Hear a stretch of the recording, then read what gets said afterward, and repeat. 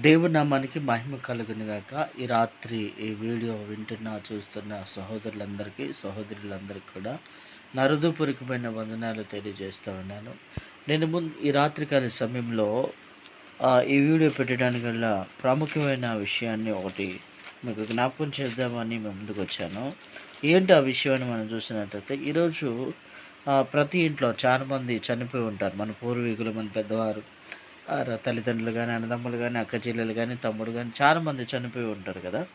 అయితే ఈరోజు చాలామంది చనిపోయిన వారు తిరిగి కనపడతారా, చనిపోయిన వారు తిరిగి వస్తారా అని మనం చూసినట్టయితే బైబిల్ ప్రకారం అయితే ఏమండి, నాకు తెలిసినటువంటి వాటికి ఏ గ్రంథాన్ని బట్టైనా సరే మనిషి చనిపోతే తిరిగి రావడానికి అవకాశము లేదు. ఎందుకంటే మనిషి కాబట్టి చనిపోతే తిరిగి రావడానికి లేదు.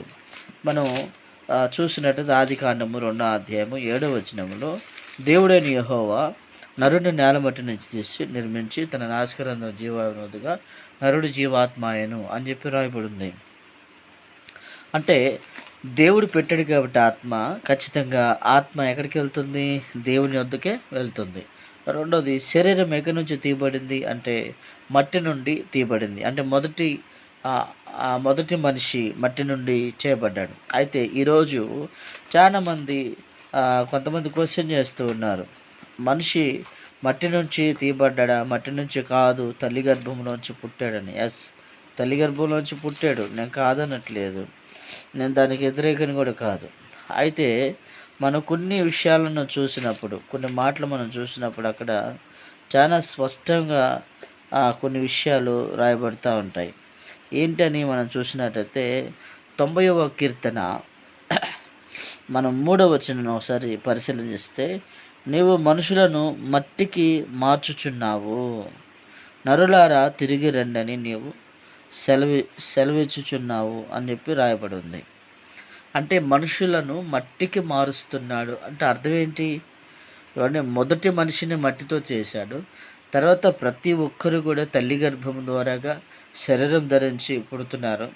అయితే పుట్టి చనిపోతున్న ప్రతి ఒక్కరు తిరిగి మరలా కనిపించడానికి ఎటువంటి అవకాశాలు లేవు. మనిషి చనిపోతే తిరిగి మరలా కనిపించడు. మరి కనిపిస్తుంది ఎవరై అంటే సాతాను. వారి పోలికను పోల్చుకొని వస్తుంది ఎవరై అంటే సాతాను. మీ నాన్నలాగా కనిపించినా, మీ అమ్మలాగా కనిపించినా, మీ అన్నలాగా కనిపించినా, మీ తమ్ముళ్ళలాగా కనిపించినా, మీ చెల్లిలాగా కనిపించినా ఎవరయ్యా అంటే వాడు సాతానే. ఎందుకంటే దేవుని వాక్యము చాలా స్పష్టముగా రాయబడి ఉంది. వాడు రూపాంతరం చెందేవాడు, వాడు రూపాలు మార్చేవాడు, రూపాన్ని మార్చి మనుషుల్ని మోసగించేవాడు. అందుకనే స్పష్టంగా దేవుని వాక్యంలో చాలా క్లియర్గా రాయబడి ఉంది.